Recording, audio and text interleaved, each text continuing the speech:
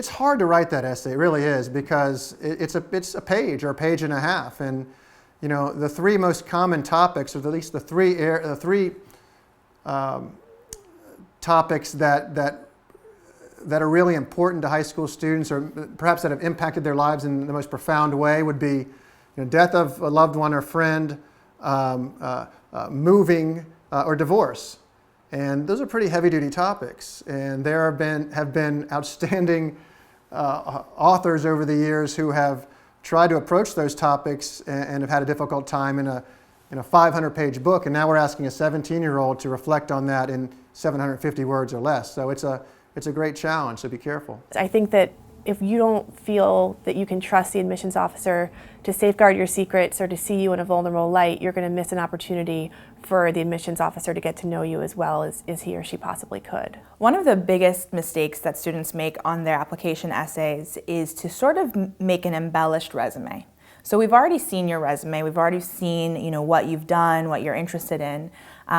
Don't use the very few words you have to tell us about yourself only to talk about what you do. I think the essay is sometimes thought of as a way to show yourself off, and in reality what it is for us is a way to understand why you do the things you do, how those things impact you, how those experiences have shaped your worldview. One of my pet peeves when I read admissions essays is when students describe an event without explaining the significance of it. And so if you tell me, for example, about a snowstorm, okay, sure, but what does that tell me about you? Last year I read an essay about a student, or that a student wrote about his grandfather, and it was very well written, lots of wonderful imagery and good punctuation and grammar. But by the end of the essay, I wanted to admit the student's grandfather because it was all about him. And so I didn't learn anything about the student in that essay. And so in that case, although it was a great essay, it was not great for this purpose. Students who are creative will sometimes think that they should have a more visually appealing essay, and so they'll create their essay to be in the shape of something that represents who they are. It can be hard to read an essay that's shaped like a chalice, let's say.